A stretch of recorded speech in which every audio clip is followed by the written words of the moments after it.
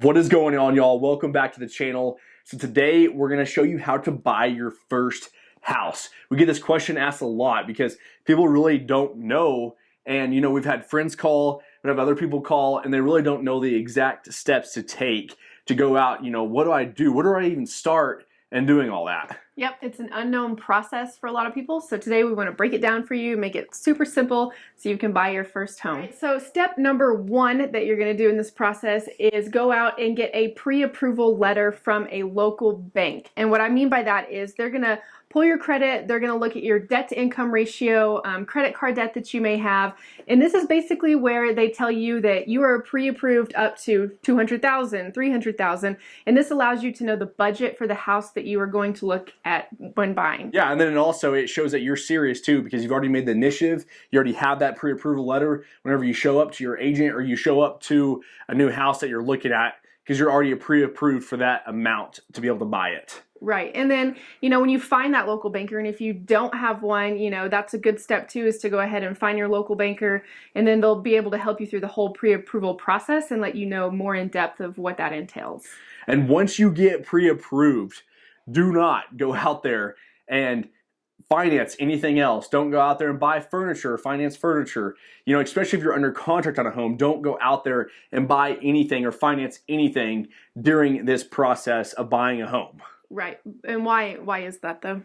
Because it just throws everything off. It throws off your credit, and then they look back at your debt to income ratio because maybe you finance something else that you're paying for now, and it just creates a whole new mess of problems. So just don't do it. It's way easier. Yeah, just get through the house buying process first. If you've made it this far, stop right now and don't forget to like this video and subscribe to our channel. It would really help us out a lot. Step number two is to go out there and find a real estate agent to work with. And if you don't want to work with a real estate agent, you can just go out and call on for sell by owner signs. Yeah, or visit Zillow or whatever it might be. But why would you want to use an agent? Because a lot of people might not want to. But what's one benefit of using an agent? Well, if you're on the buying side and I'm going out to look for a house to buy, using a real estate agent is actually free for the buyer. And it's nice because the seller actually pays those fees. So a lot of the times the house is listed for 6%. Well, it goes 3% to listing brokerage and then 3% to the buying brokerage. So that's what's nice about if you're going out and using an agent to find properties, is because it doesn't cost you anything. The seller will actually pay their fee, or it's included in part of the sales price of the house. Right, and then a real estate agent is also going to be able to put you on all the lists, that will pull the houses from the MLS market, and they can set your budget, they can set your restrictions, what you want, 3-bedroom, 4-bedroom, bathroom, square footage, all the things. Yeah, and then price too. I mean, that's a major one. That's where it comes down to your pre-approval letter too, because now you already have it for your agent, or you just tell them that you're pre-approved for whatever amount you want to tell them for. And that keeps you, if from looking at a $500,000 house and you're only approved for $250,000. Yeah, I think that's why that pre-approval letter is important, because then you don't waste a lot of your time or a lot of the agent's time looking at houses that are going to be out of your price range. And we're on both sides. There's a lot of deals that we do. We don't even use an agent because, like I said, I had my real estate license for about 4 years or so, and I sold a lot of stuff, and so I know how to do all the deals now. So, I mean, you can go either route. Number one is already done. You are pre-approved. You have found a real estate agent, number two, and now you're getting all the incoming emails to be able to look at houses that you are pre-approved for and that you might want to go tour. The best thing is that you can look at the neighborhoods on those houses, you can see if they're updated or not, and you can pick and choose what you call your real estate agent to show you. So now that you've figured all that out, now it's time to make an offer. And this is where sometimes people can get kind of anxious or nervous, because obviously you're going out there and you're buying your first home, or you're buying your dream home, or whatever it might be, and it's a lot of money on the line. And especially when it's something foreign to you, you're like, okay, I don't know how all this works. We're going to make it super easy on you. And some of the main things when you put that offer in on that contract, say you offer the $200,000, the best thing to do is your agent's going to walk you through this, or get a real estate attorney to walk you through it. But I'm going to go ahead and give you a basis to make it simpler and easier to understand.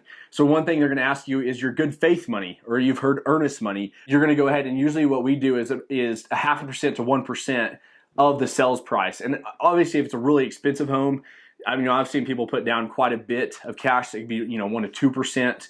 It really just depends. But that good faith money, that earnest money, is really just showing the buyer, like, hey, after my option period, I'm serious. I put $2,000 on the line, so I don't just back out on you the last day before our closing. So what is the option period?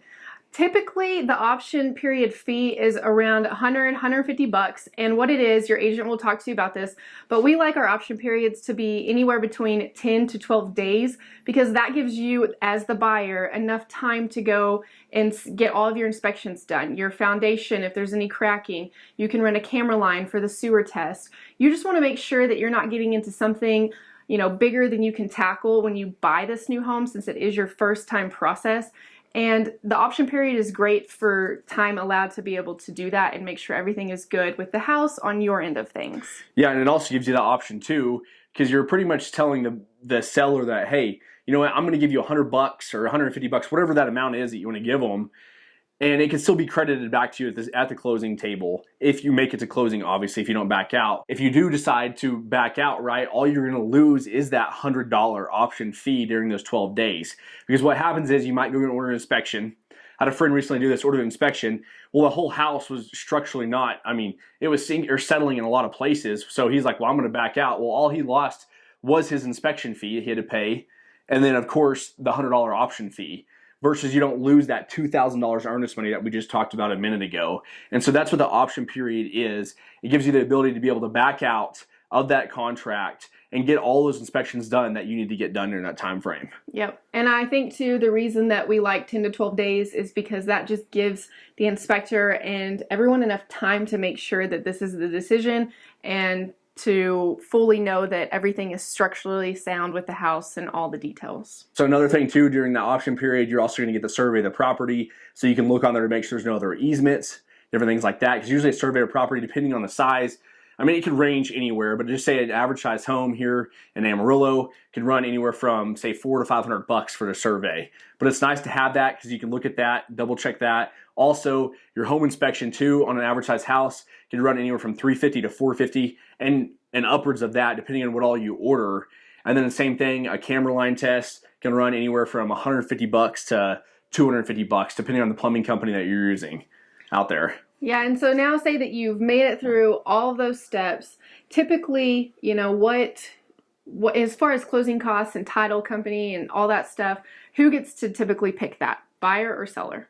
Right, so I would say the buyer gets to choose really where they want to close at. So say you've heard, a good Texas Title or whatever it might be where you're at is really good and they're on top of their stuff, then you could call Texas Title and they're pretty much ensuring that there's no liens against the property, and things like that when you pay for that title policy. I think that's another big thing. When you're buying your first house, we always close with the title office because then that's just your protection, ensuring that everything is okay when you buy that property. Yeah, definitely use a title company.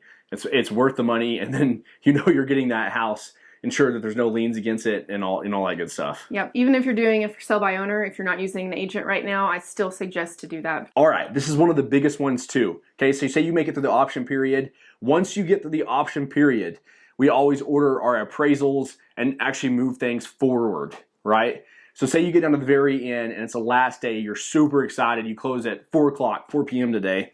Obviously, you want to make sure all those repairs were done that you agreed upon if there was any during that option period or during the closing of the house. Now, before you go sign at 4 p.m., you want to do a final walkthrough of the home, either that morning or that afternoon, okay? And so what I mean by that is at 12 noon that day, go by there, do a walkthrough, make sure all those repairs are done, make sure your house is obviously still standing, the appliances that were supposed to be included are still there, and just make sure, your AC or your condenser unit is outside. I've been to a closing where, not me personally, but I've had a friend that was closing on a property and someone came and cut the condenser lines and took the condensers the next day, right before their closing. Well, they closed on the house. Well, guess who's responsible? The new buyer. So you just want to make sure you're covering yourself and making sure you walk through that property before you sign. All right, guys, that is it for today's video, and we really hope that it was informational and you enjoyed it. And if you are going through the process of buying your first house, we really hope that this gave you a good basis of where to start and what to look for,